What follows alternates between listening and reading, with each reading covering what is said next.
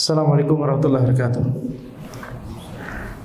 Alhamdulillahirabbil alamin wassalatu wassalamu ala sayyidina Muhammadin wa ala alihi wa sahbihi ajma'in. Amma ba'd. Kita lanjutkan pembahasan dari Syarah Manhajis Salikin karya Syekh Sulaiman bin Abdullah Al-Qusayir hafizahullah taala, di mana kita membahas tentang pembahasan terakhir itu yaitu tentang zakat pertanian dan perkebunan. Penulis berkata, wa an Sahal bin Abi Hathmah, yaitu Syekh As-Sa'di rahimahullah menukil sebuah hadis dari Sahal bin Abi Hathmah, qala amarna Rasulullah sallallahu alaihi wasallam. Rasulullah sallallahu alaihi wasallam memerintahkan kami, idza kharastum fakhudhu wa da'us sulus. Jika kalian mengambil zakat, maka ambillah dan tinggalkanlah sepertiganya. Fa illam tada'us sulus fada'ur rubu'. Kalau kalian tidak mau meninggalkan sepertiga, maka tinggalkanlah seperempat. Rawahu Ahlus Sunan. Diriwayatkan oleh Ahlus Sunan, yaitu akhrajahu Abu Dawud, Tirmidzi, wan Nasa'i. Diriwayatkan oleh Abu Dawud, Tirmidzi dan Nasa'i.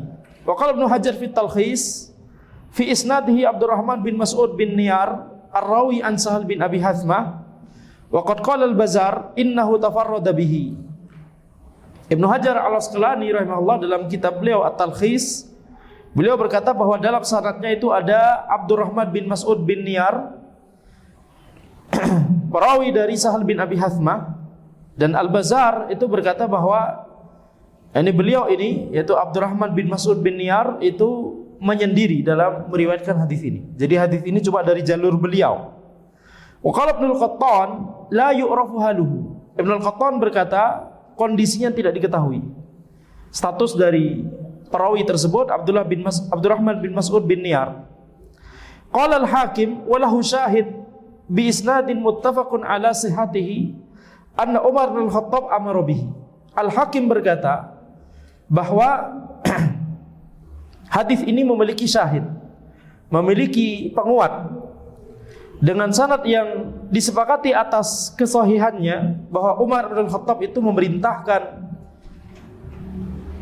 dengan perintah tersebut. Jadi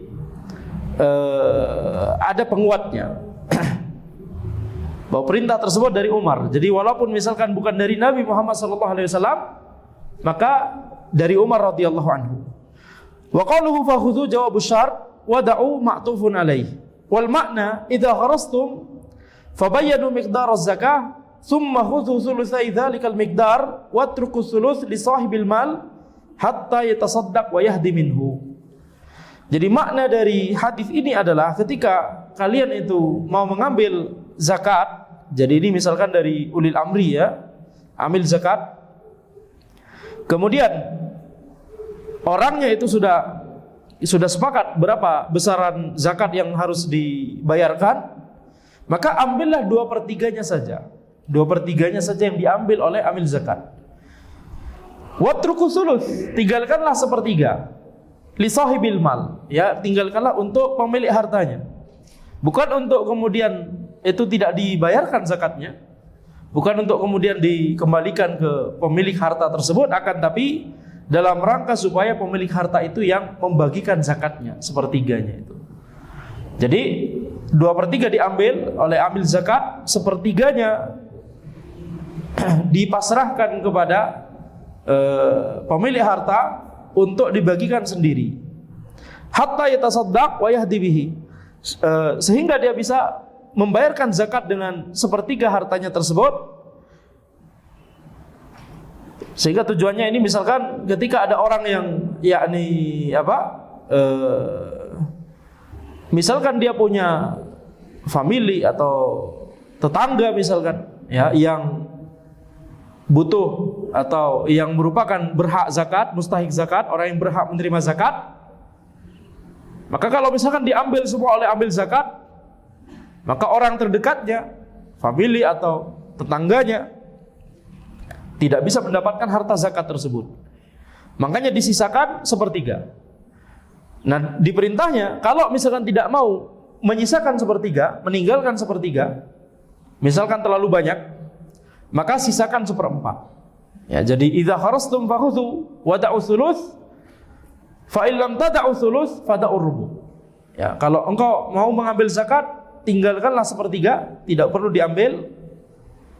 Kalau sepertiga itu tidak mau untuk ditinggalkan, ya nih, misalkan pemilik hartanya merasa ini kalau sepertiga harta yang ditinggalkan, sepertiga bagian dari zakat yang antum pasrahkan kepada ana untuk memberikan sendiri kepada mustahik zakat, ana keberatan. Ini terlalu banyak misalkan. Maka tinggalkanlah seperempat. Ini perintah Nabi Muhammad SAW, atau minimal ini perintahnya Umar radhiyallahu anhu, antara dua itu. Ya, tergantung studi sanadnya nanti. Tapi intinya ini adalah sesuatu yang ada dalilnya dari antara dari Nabi Muhammad SAW atau dari sahabat. Dan perintah dari sahabat itu, apalagi perintah dari Umar radhiyallahu anhu itu kita amalkan juga. Wa amma urudut tijarah. Nah, sekarang masuk pada pembahasan zakat barang dagangan. Wa amma urudut tijarah wa huwa kullu ma u'idda lil bai' wasyira' li ajli ribah. Barang dagangan yaitu setiap yang dipersiapkan untuk jual beli dalam rangka untuk mendapatkan keuntungan. Itu definisi dari barang dagangan. Sehingga kalau kita sebelumnya menjelaskan bahwa tanah, misalkan seseorang punya tanah, ini tidak termasuk harta yang wajib dizakati.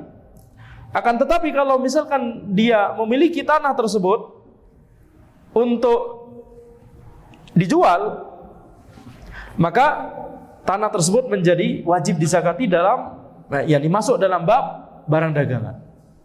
Seseorang punya rumah, rumahnya besar misalkan, atau rumahnya banyak di mana-mana, melebihi, nilainya melebihi nisab. Tapi kalau rumahnya tersebut tidak mau dia jual, tidak untuk jual beli, maka tidak wajib zakat atas rumahnya. Sebagus apapun rumahnya, ya, seluas apapun tanahnya, tadi kita bahas tanah. Nah, kalau rumah sama, tidak wajib dizakati. Tetapi kalau misalkan rumah tersebut mau dijual, dijadikan sebagai barang dagangan berarti, maka wajib dizakati. Wajib dizakati. Demikian pula mobil, itu yang telah kita jelaskan sebelumnya. Mobil misalkan, tidak peduli seberapa bagus mobil tersebut dan seberapa banyak mobilnya, ketika mobil tersebut kemudian yakni tidak untuk diperjualbelikan, memang cuma untuk dipakai sendiri misalkan, maka ini tidak wajib dizakati. Tetapi ketika itu mau diperjualbelikan, maka wajib dizakati, bukan karena dia adalah mobil, tapi karena dia adalah barang dagangan. Nah, ini diantara hikmah syariat. Ya, ini diantara hikmah dari syariat. Nah, sekarang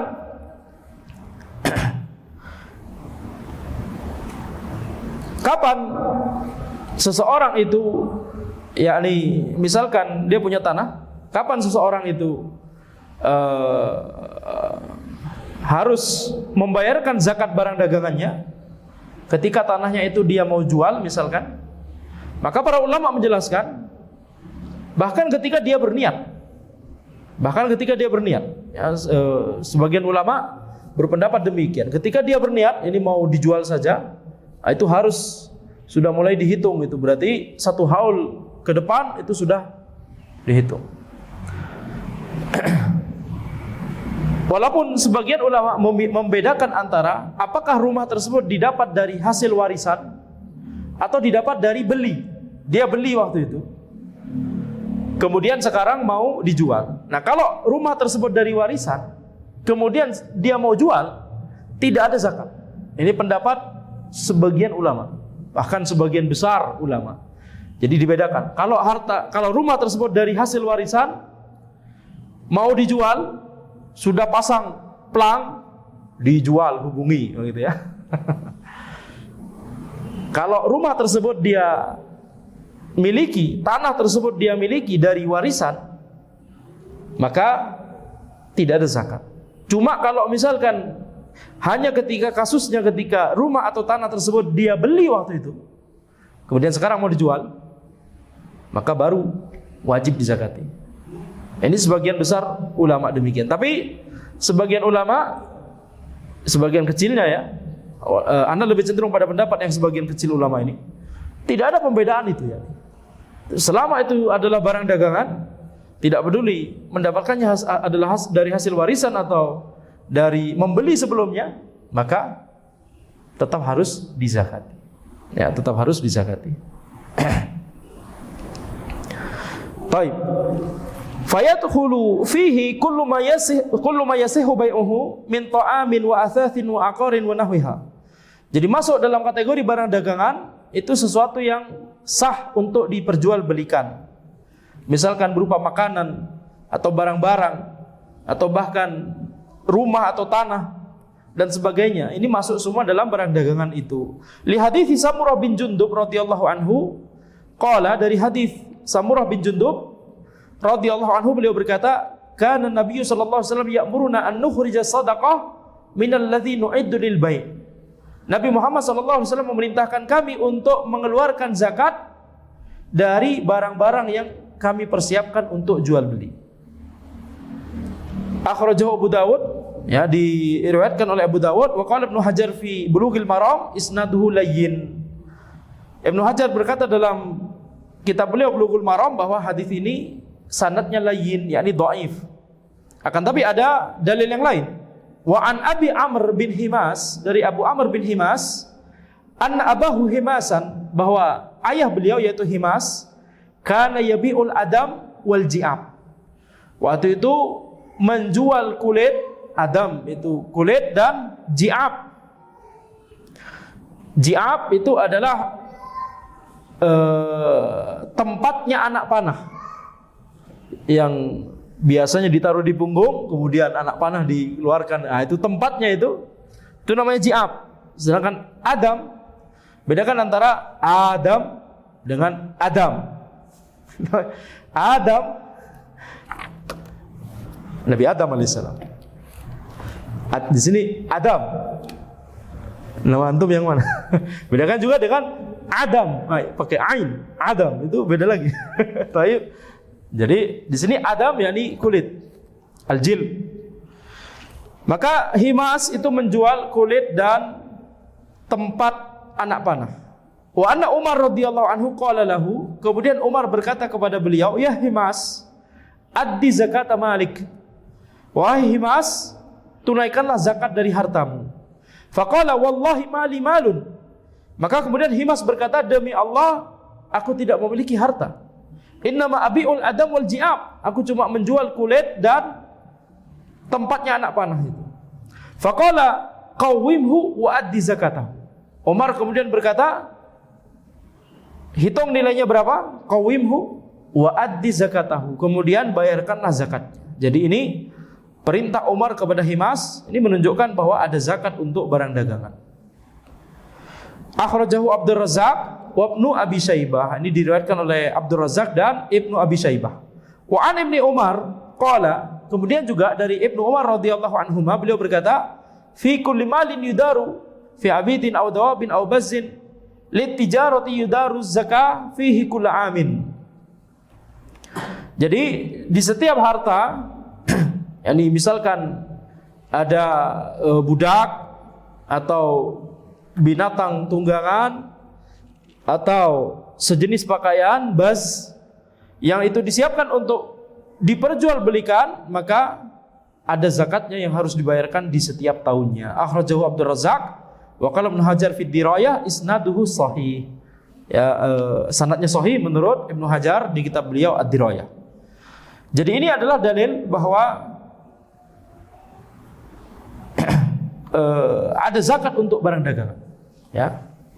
Dan cara menghitungnya adalah kapan kita mengetahui bahwa dia sudah melebihi nisab, ya, ketika dilihat harganya pada saat itu, ketika harganya itu sudah mencapai nisab.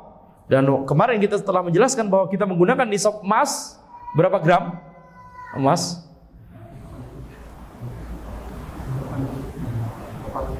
80, tepat 85 gram, ya, 85 gram itu nisab emas. Maka ketika harga barang dagangannya sudah melebihi dari nisab emas, wajib bagi dia untuk membayarkan zakat. yakni tahun depan, setelah 1 tahun setelah nilainya melebihi nisab.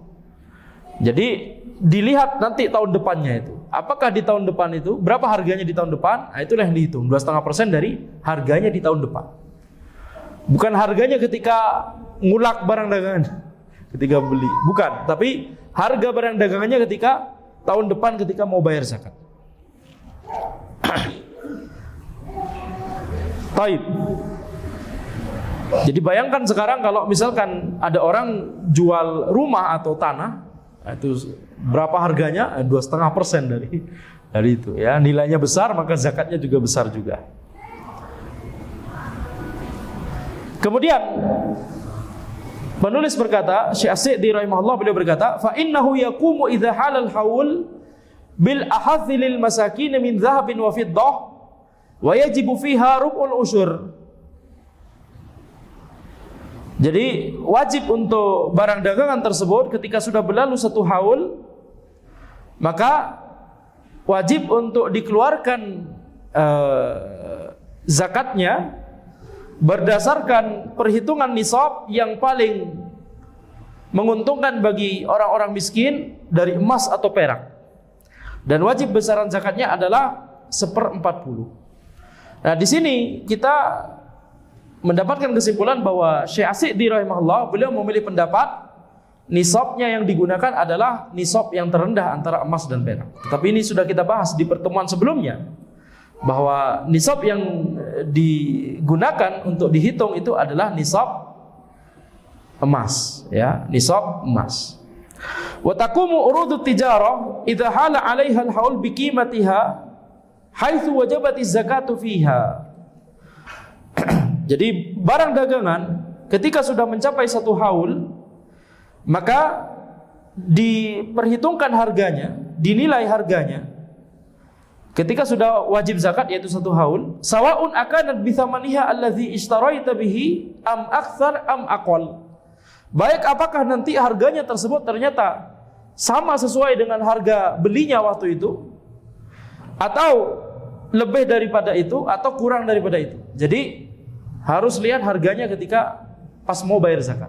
Misal seseorang membeli barang dagangan untuk kemudian dijual kembali, misalkan membelinya misalkan seluruh barang dagangannya misalkan ketika di total 100 juta misalkan, melebihi nisab emas 85 juta. Ini berarti sudah melebihi nisab. Maka setelah berlalu 1 haul, yakni 1 tahun hijriah, dilihat ketika sudah 1 tahun tersebut apakah nilainya bertambah atau berkurang, tidak ada masalah. Ketika misalkan ternyata tahun depan ternyata nilainya sudah naik menjadi 120 juta, setelah ditimbang-timbang begitu ya, setelah diperhitungkan kira-kira ini harganya 120 juta. Karena bisa jadi juga ada barang dagangan yang bertambah begitu ya, atau memang harganya bertambah. Maka khalas, berarti zakatnya adalah 2,5% dari 120 juta tersebut. Tapi kalau misalkan ternyata barang dagangannya dia di awal tadi 100 juta, tapi habis itu dia yakni dia jual ya, sehingga kalau menjual berarti barang dagangannya berkurang, uangnya bertambah, betul tidak? Jadi maka ketika misalkan sudah 1 tahun hijriah, sudah haul, ternyata nilainya turun menjadi 90 juta, maka ini tetap di atas nisab, maka zakatnya adalah 2,5% dari 90 juta, bukan dari 100 juta. 2,5% dari 90 juta. Tetapi hasil uang yang dia dapat, yang masuk ke tabungannya, itu juga harus wajib dizakati bersama uang-uang yang lain.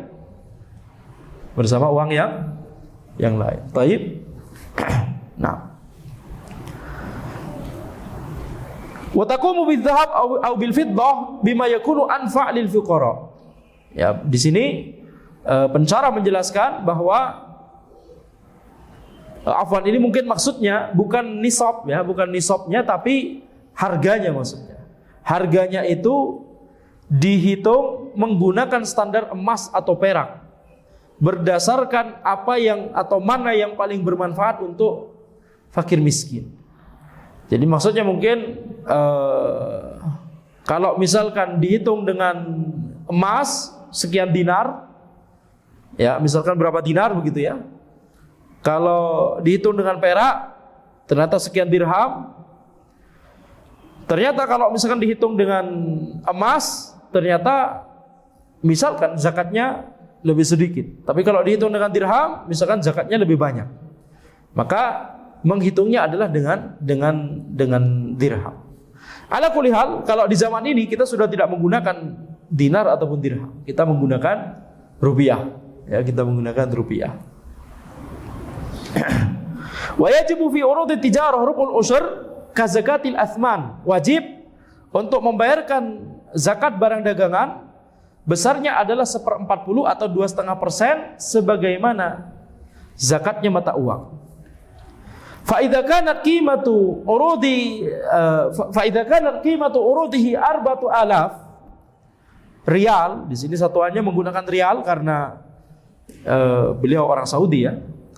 Kalau nilainya itu, nilai barang dagangannya adalah 4.000 riyal, fayajibu alaihi ayyukhrija anha 100 riyal.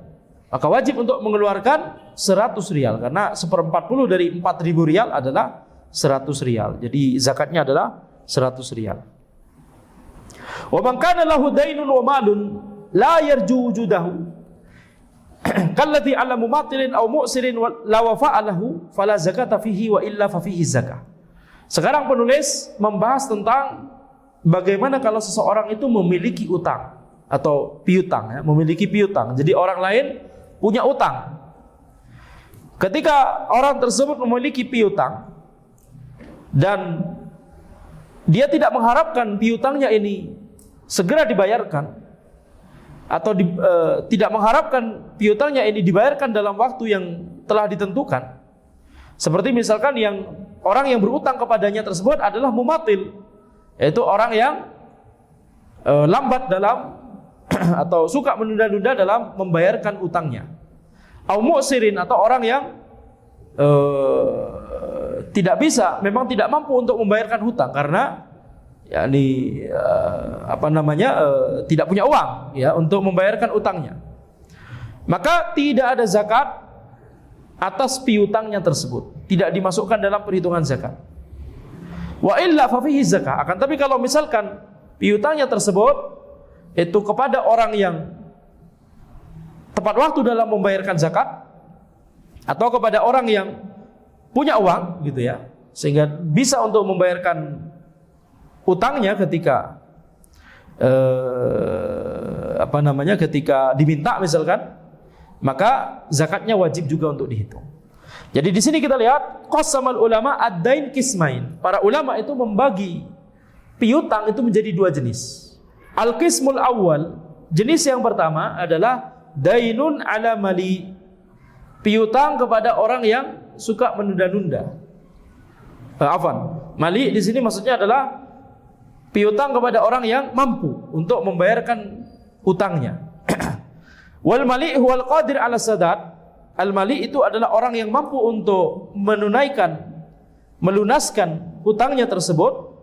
Wa yuqaddaru ad-da'in ala akhdhihi wa yaqdiru ad-da'in ala akhdhihi minhu mata arada. Jadi orang yang memberikan piutang, orang yang mengutangi itu mampu untuk menagih kapanpun yang dia mau. Kalau ditagih langsung dibayarkan oleh orang yang punya utang tadi. Nah, kalau sifatnya seperti ini, maka nanti dijelaskan bahwa wajib untuk dihitung juga zakatnya. Ya, tidak harus ditagih sekarang, tapi itu dimasukkan juga dalam perhitungan zakat, walaupun tidak ditagih sekarang. Tapi ketika kita tahu, misalkan minggu depan kalau anak tagih langsung pasti bisa dibayarkan, maka piutangnya itu juga dimasukkan dalam perhitungan zakatnya. Jadi ketika orang yang memberikan piutang itu, ketika dia mampu untuk menagihnya kapanpun dia mau dan pasti akan dibayarkan, walakinnahu laisa bihajatin ilai, akan tapi belum ditagih sampai sekarang karena yang punya piutang memang belum butuh atau belum sempat, nggak ada waktu gitu ya. Au arada alla yutalibul madin fatarakahu indahu. Au arada alla yutalibal madin fatarakahu indahu, atau orang yang punya piutang tersebut memang tidak ingin untuk menagih kepada orang yang berutang, misalkan tidak enakan, misalkan gitu ya, nggak enak. Ya, ini karena kalau misalkan ada sebagian orang yang tidak enakan untuk menagih utang, tapi kalau misalkan itu ditagih maka langsung dibayarkan. Fahadha yajibu 'ala da'in wa huwa sahibul mal ay yuzakkihi li kulli amin. Maka wajib bagi orang yang memiliki piutang tersebut, orang yang mengutangi, yaitu yang punya harta tersebut, untuk menzakati piutangnya di setiap tahunnya. Wa sababu wujudi zakatihi anna hadha ad-dain tasihhu hawalah bihi wa yasulul ibra fa kana kamalil muhil. Sebab wajibnya zakat karena piutangnya ini sah untuk ini terjadi hawalah pada piutangnya tersebut. Nanti ini dibahas nanti saja insyaallah ketika kita sudah nyampe bab tentang muamalat. Al-qismu tsani, jenis yang kedua, dainun ala mu'sirin au mumatilin. Piutang kepada orang yang susah untuk bayar hutang atau tidak mampu untuk bayar hutangnya, au mumatil, mampu tapi suka menunda-nunda. Ya, suka menunda-nunda atau suka enggan untuk membayarkan hutang tapi sebenarnya punya uang, gitu ya. Itu namanya mumatil. Wal mu'sir huwal ajiz an sadadid dain. Al mu'sir itu adalah yang memang tidak mampu untuk membayarkan hutangnya. Wal mumatil huwal ladzi indahul qudrah ala sadad lakinnahu la yuwaffi. Mumatil itu adalah orang yang sebenarnya mampu untuk membayarkan hutangnya, akan tapi dia tidak kunjung membayarkan hutangnya. Ini zalim berarti ya. Fa hadzal dain la tajibu zakatuhu. Kalau ada orang yang punya piutang seperti ini, maka tidak wajib zakatnya. Li'annahu fi hukmil ma'dum, karena ini hukumnya sama seperti tidak ada. Ya, karena tidak bisa dia langsung dapatkan itu. Kalau ditagih tidak bisa langsung dilunasi utangnya. Jadi itu tidak perlu dihitung di pembayaran zakat.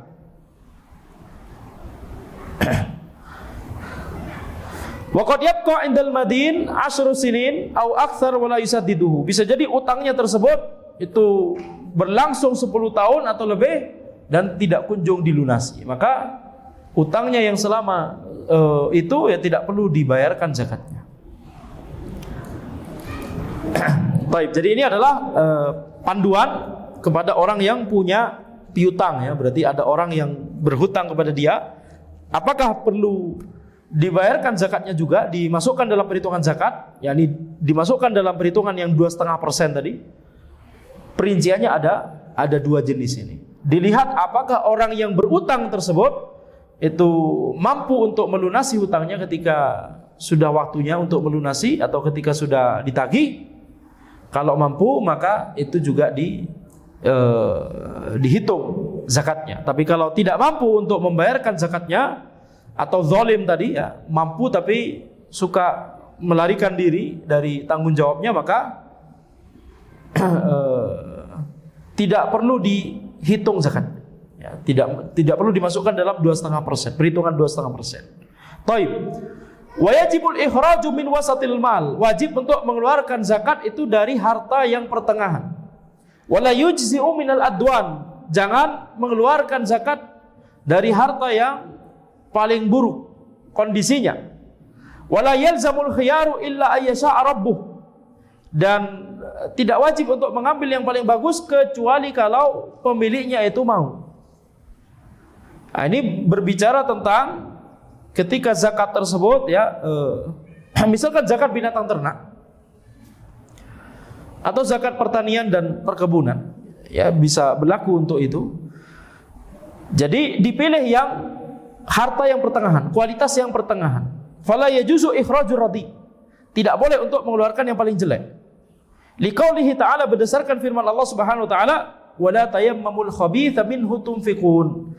Janganlah kalian itu menuju kepada yang jelek kemudian engkau nafkahkan. Ini bayarkan sebagai zakat. Tidak boleh membayarkan yang paling jelek sebagai zakat. Wali hadithi Anas, berdasarkan juga hadis Anas, wala yukhraju fi sadaqah harimah wala dhatu uwar wala taisun illa ma sya'al musaddiq akhrajul Bukhari. Yaitu janganlah dikeluarkan untuk zakat harimah, yaitu binatang ternak yang sudah tua, wala dzatu uwar, binatang ternak yang cacat, wala taisun, dan jangan pula kambing jantan. Illa masya'al musaddiq, kecuali kalau pemiliknya itu mau untuk mengambil kambing atau menzakatkan kambing jantannya tersebut. Perhatikan di sini ketika kita bicara zakat binatang ternak, maka yang dibayarkan seperti misalkan untuk unta, untuk sapi, untuk kambing. Kalau kambing, zakatnya kambing semua. Taib. Kemudian kalau sapi, kalau unta, kalau sapi itu ada tabi'ah dan musinnah. Tabi'ah atau tabi, kemudian musinnah. Tabi'ah atau tabi, yakni jantan atau betina. Kemudian musinnah itu betina. Kalau unta ada bintu makhot, ada bintu labun, ada jaza'ah, ya. Jadi di sini kita lihat kebanyakan itu betina, betul tidak? Cuma dalam kasus yang sapi, ketika seorang punya 30 sapi maka membayarkan tabi. Nah, ini bisa memilih tabi atau tabi'ah, jantan atau betina. Jadi hukum ketika kita bicara zakat binatang ternak, kebanyakan zakat yang dikeluarkan itu adalah berupa hewan yang betina. Nah, di sini Nabi Muhammad SAW menyebutkan bahwa tidak boleh mengambil kambing yang jantan, yakni ambil yang betina, kecuali kalau yang punya harta tersebut, yang punya binatang ternak kambing tersebut mau untuk mengeluarkan yang jantan sebagai zakat. Wallahu alam, karena mungkin bisa jadi harganya lebih mahal gitu ya, atau kualitasnya lebih bagus antara yang jantan dengan yang betina. Jadi harus ada keridhaan dari yang punya binatang ternak tersebut. Jadi kalau misalkan dia punya binatang ternak, kambing lah misalkan yang gampang ya, kambing. Maka kalau semuanya betina, khalas berarti betina yang dikeluarkan. Kalau ada sebagian jantan, sebagian betina, maka ambil yang betina, kecuali kalau yang pemilik zakat tersebut mau untuk mengeluarkan yang jantan sebagai zakat, maka silahkan. Wala ya'khudhu 'amilu shadaqah minal khiyar wa huwal ghali bila itsni sahibil mal. Janganlah amil zakat itu mengambil binatang ternak yang paling bagus, yaitu yang paling mahal, tanpa izin dari pemilik harta tersebut, pemilik dari binatang ternak tersebut. Ya, ini bisa juga berlaku untuk hasil pertanian dan perkebunan, ya, tidak hanya binatang ternak. Liqaulihi sallallahu alaihi wasallam, iyyaka wa qara'ima amwalihim. Nabi Muhammad sallallahu alaihi wasallam bersabda, berhati-hatilah kalian dari harta mereka yang paling bagus, harta mereka yang paling berkualitas gitu ya. Jadi jangan itu yang diambil untuk zakat. Hadis ini dikeluarkan oleh Al-Bukhari dan Muslim. Wa qara'imuha ay nafaisuha wal ghaliyah minha. Qara'im itu maksudnya adalah yang mahal. Ya, jadi harta yang mahal, binatang ternak yang paling bagus, atau hasil pertanian atau perkebunan yang paling bagus kualitasnya, itu jangan itu yang digunakan untuk membayarkan zakat. Kemudian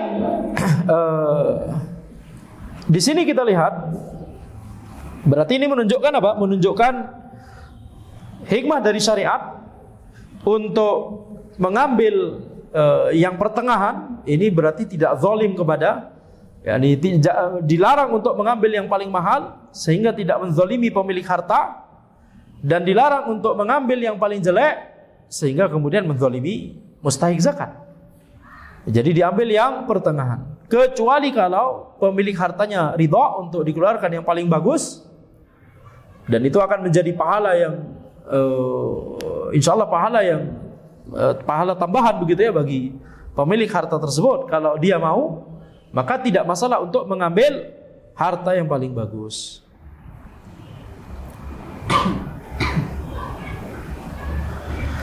Baik. Kemudian Penulis berkata masuk kepada rikas. Wa fi hadithi Abi Hurairah marfu'an, berdasarkan hadis Abu Hurairah secara marfu', yakni ini sabda Nabi Muhammad sallallahu alaihi wasallam, wa fir rikazi al-humus. Ada kewajiban untuk membayarkan zakat pada rikaz seperlimanya. Hadis muttafaqun alaih, dikeluarkan oleh Al-Bukhari dan Muslim. Apa itu rikaz? Ar-rikaz huwa malul kuffar al-madfunu fil ard. Rikaz itu adalah harta orang kafir yang ditimbun di tanah, yang terpendam di tanah. Ini definisi dari rikaz. Wa yu'rafu bi annahu min malihim idza kana alaihi alamatuhum. Diketahui bahwa ini adalah hartanya orang kafir kalau ada tanda-tandanya. Kalau ada tanda-tandanya, misalkan ketika seseorang menggali halaman belakangnya, misalkan ternyata menemukan sebuah peti. Di dalam peti tersebut kemudian ada emas, ada perak, ada mutiara, misalkan udah jadi zaman dulu ya, sejak ratusan tahun yang lalu atau bahkan lebih. Kemudian di situ ternyata ada prasastinya juga, misalkan dari zaman Mula Warman misalkan. Sudah muslim atau bukan? Atau belum? Belum, bisa jadi ya. Silakan yang ahli sejarah. Nah, ketika ini berarti dari orang kafir, maka harus dizakati seperlimanya. Ini berarti masuk rikas. Faman wajadahu, barang siapa yang menemukannya, fa innahu yajibu alaihi ayyukhrija minhu al-khumus qalla au katsur. Barang siapa yang menemukan rikas seperti itu, maka wajib baginya untuk mengeluarkan zakatnya, yaitu seperlimanya. Baik yang dia temukan itu sedikit atau banyak.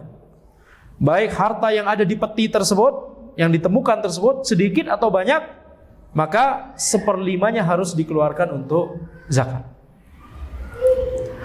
Dengan catatan yang tadi, yaitu definisi rikas itu adalah malul kuffar, hartanya orang kafir.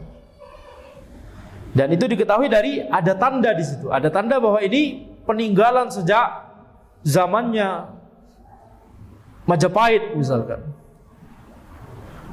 Walaupun di zaman Majapahit Islam sudah mulai ada, ya, tapi kalau itu dari Raja Majapahit, nah, bisa jadi ya itu kemungkinan besar belum Muslim, ya. Peninggalan dari kerajaan Kutai misalkan, peninggalan dari kerajaan apa? Di sini apa? Pajajaran, bukan? Hah? Siliwangi, ya, kerajaan Siliwangi, kerajaan Sriwijaya dan lain sebagainya misalkan. Ketika ditemukan itu, atau ya, kenapa? Baik. Jadi kalau misalkan diketahui bahwa ada tanda bahwa itu adalah peninggalan dari orang kafir, maka itu yakni dikeluarkan seperlimanya. Amma idza kana alaihi alamatul muslimin. Tapi kalau misalkan ada tanda bahwa itu adalah harta peninggalan kaum muslimin, ini orang gali halaman belakang, kemudian ternyata ya rencananya mau bikin sumur tapi mentok, tiba-tiba dapat peti, dibuka ternyata dinar, dirham, mutiara dan lain sebagainya. Kemudian ada koin di situ tuliskan Bismillahirrahmanirrahim, peninggalan kerajaan Demak misalkan, ya. Sudah muslim berarti. Nah, ini berarti tidak masuk di sini. Aulam takun alaihi alamah fa innahu yakunu luqatah. Jadi kalau itu peninggalannya kaum muslimin atau peninggalannya atau tidak ada tanda, tidak ada sama sekali yang menandakan bahwa itu, apakah itu adalah peninggalan kafir atau muslim, maka ini babnya masuk bab luqatah, barang temuan. Itu nanti dibahas di bab muamalat insyaallah. Wasatati ahkamul luqatah fi babiha insyaallah taala. Masuk pembahasan luqatah ini nanti dibahas di fikih muamalat di beberapa bab setelah ini insyaallah taala. Ya, jadi sekalian saja nanti kita bahas, ya. Semoga nanti kita ingat, yakni balik lagi ke masalah ini nanti, ya. Jadi ada dua di sini yang perlu dibahas, yaitu tentang hawalah tadi dan juga tentang luqatah di barang temuan. Baik, jadi ini adalah zakat, yakni zakatul mal, zakat dari harta. Dan harta yang wajib dizakati ada beberapa jenis, ya, kita murojaah. Ada binatang ternak, ada hasil pertanian dan perkebunan, kemudian ada mata uang, ya, dinar dirham dan yang setara dengan mata uang seperti kalau sekarang rupiah, dolar, rial dan seterusnya. Kemudian urudu tijarah, barang dagangan. Nah ini kemudian juga ditambah rikas. Maka ini adalah harta yang wajib untuk dizakati. Berarti dengan kata lain, ini kita sudah mempelajari tentang rukun ketiga dari rukun Islam. Rukun ketiga dari rukun Islam. Rukun pertama adalah syahadat la ilaha illallah Muhammadur Rasulullah. Kemudian yang kedua salat, kemudian yang ketiga zakat. Nah, di pembahasan berikutnya ada pembahasan tentang zakatul fitr, zakat fitr, ya, zakat fitrah, zakat fitri atau zakat fitrah. Walaupun yang paling banyak digunakan oleh para ulama adalah zakatul fitri, zakatul fitr. Jadi zakat fitri itu pembahasan berikutnya insyaallah taala. Dan mungkin ini dibahas di pertemuan berikutnya saja insyaallah, karena kalau dibahas sekarang mungkin tidak cukup juga waktunya.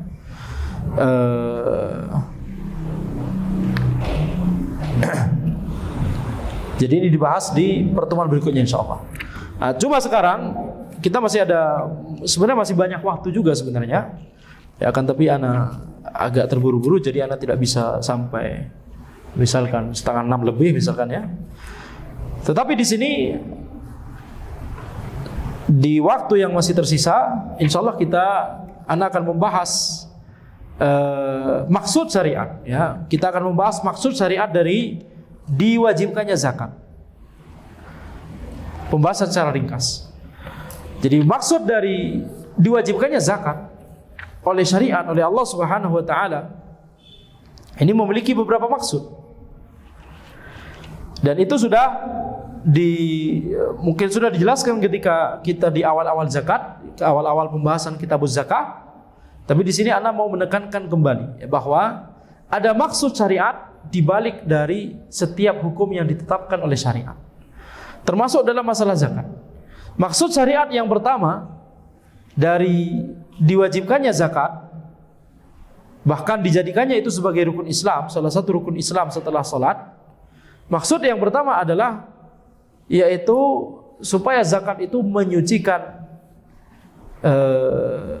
diri kita, menyucikan diri kita. Karena ketika kita membayar zakat, kita melakukan amalan ibadah, dan dengan amalan tersebut kita mendapatkan pahala dan dosa-dosa kita digugurkan oleh Allah Subhanahu wa taala, diampuni oleh Allah Subhanahu wa taala. Jadi ini maksud syariat yang pertama. Sebagaimana firman Allah Subhanahu wa taala, "Khudz min amwalihim shadaqah tutahhiruhum." Ambillah dari harta mereka itu sedekah, yakni zakat, tutahhiruhum, yang itu untuk menyucikan mereka, menyucikan para pemilik harta tersebut. Wa tuzakkihim biha, sama, menyucikan diri mereka dengan zakat tersebut. Jadi menyucikan diri kita itu salah satu maksud syariat dari diwajibkannya zakat. Maksud yang kedua adalah untuk menyucikan dan memberikan keberkahan kepada harta kita. Ketika kita membayarkan zakatnya, maka harta kita menjadi lebih berkah, mendapatkan keberkahan. Dan menyucikan harta tersebut, ya, bisa jadi ada sebagian dari harta kita yang didapat dari cara yang tidak halal misalkan. Yang seperti misalkan ketika kita melakukan transaksi jual beli misalkan, ya. Kemudian ada orang yang sebenarnya tidak enak sebenarnya untuk menjualnya ke kita, tapi karena tidak enak akhirnya dijual ke kita. Itu kalau tidak ridho orangnya sebenarnya cuma karena apa namanya, yakni tidak enak atau apa begitu ya, maka itu bisa jadi mengurangi keberkahan dari harta kita. Maka ini disucikan dari atau disucikan oleh zakat.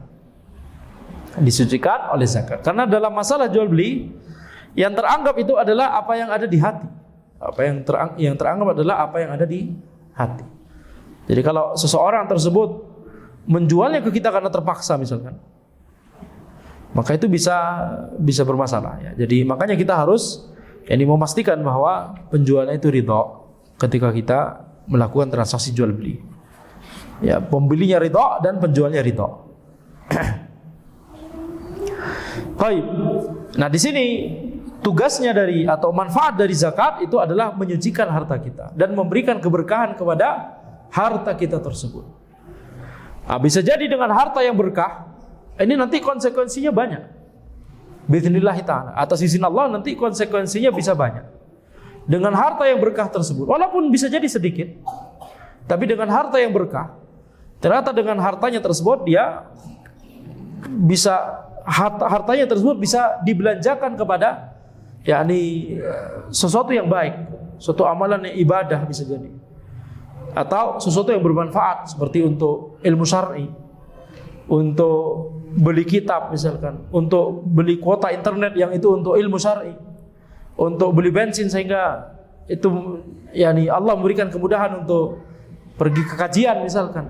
Ya, maka ini diantara tanda dari keberkahan harta seseorang.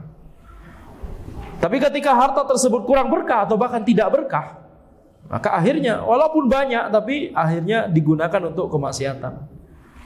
Ketika beli kuota internet malah digunakan untuk yang tidak-tidak.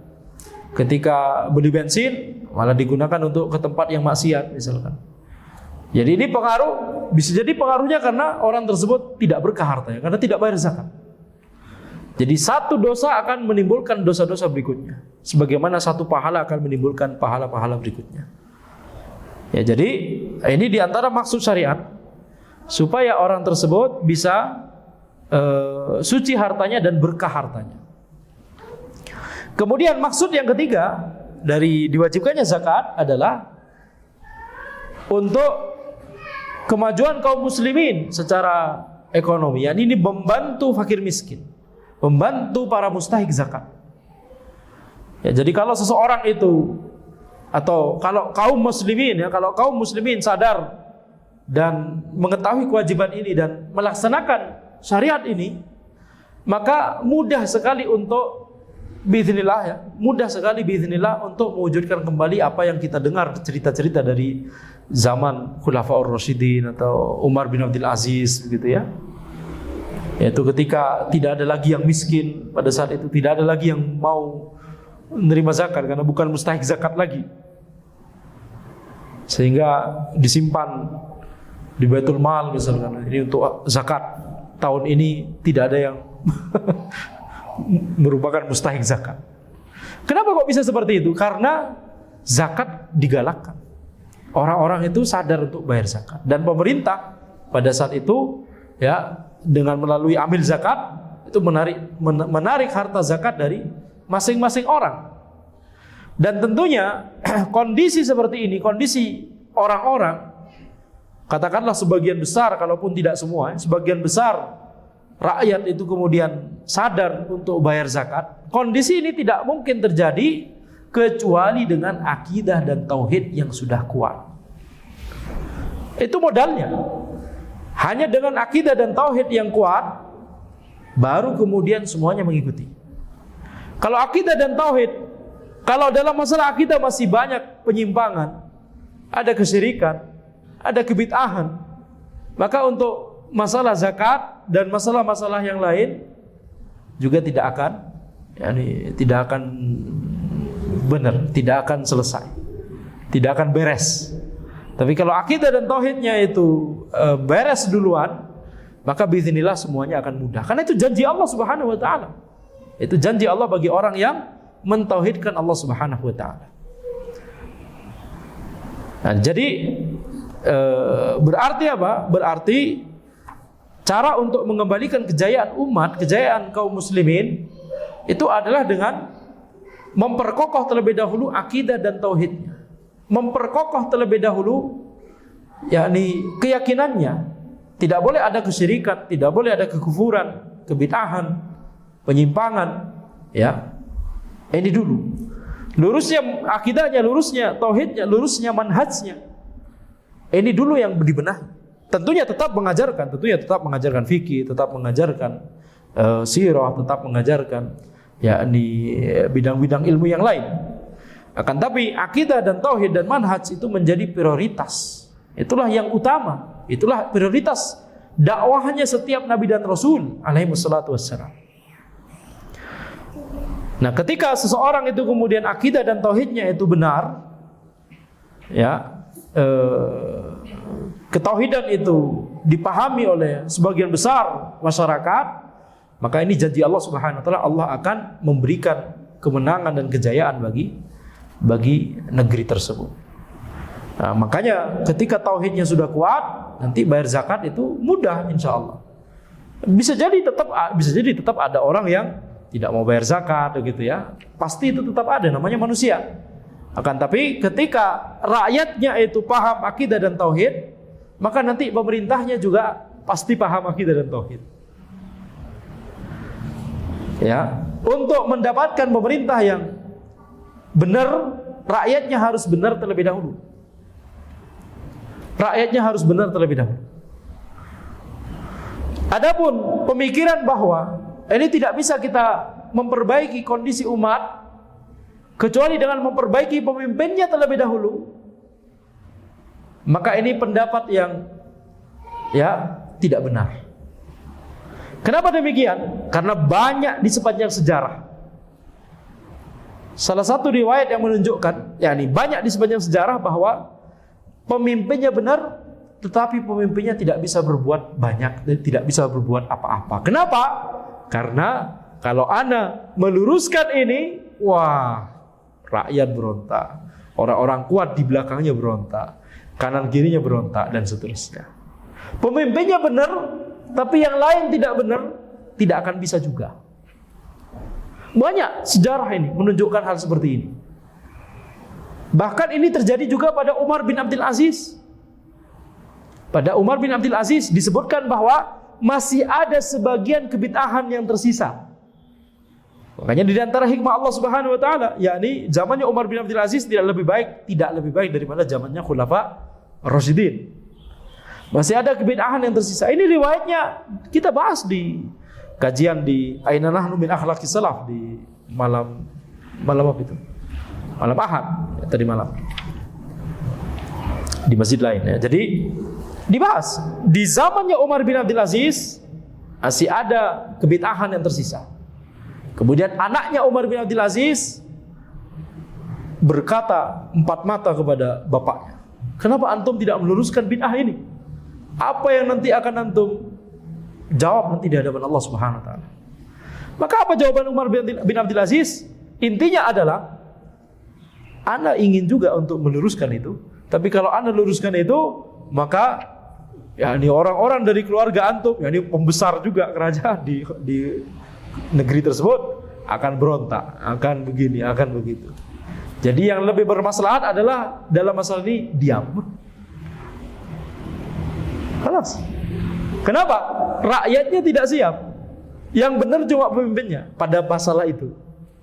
Belum 100%. Ya, belum 100%. Contoh lain misalkan, lihat misalkan Habasyah, Raja Habasyah masuk Islam, betul tidak? Di zaman Nabi Muhammad SAW. Bisa beliau langsung kemudian menegakkan syariat Islam di kerajaan beliau? Bahkan untuk menunjukkan keislaman beliau belum? Tidak menunjukkannya. Kecuali kepada orang terdekat saja. Rakyatnya tahu? Tidak tahu. Bisa langsung menerapkan syariat Islam? Tidak bisa. Kenapa? Rakyatnya masih kufar, masih Nasara. Betul? Pemimpinnya bagus, masuk Islam, rakyatnya masih begitu? Nggak bisa. Lihat Herakl ketika mendapatkan surat dari Nabi Muhammad SAW. Ya, sudah meyakini ini Nabi terakhir ini. Kalau ana bisa menuju kepada beliau, ana akan menuju beliau.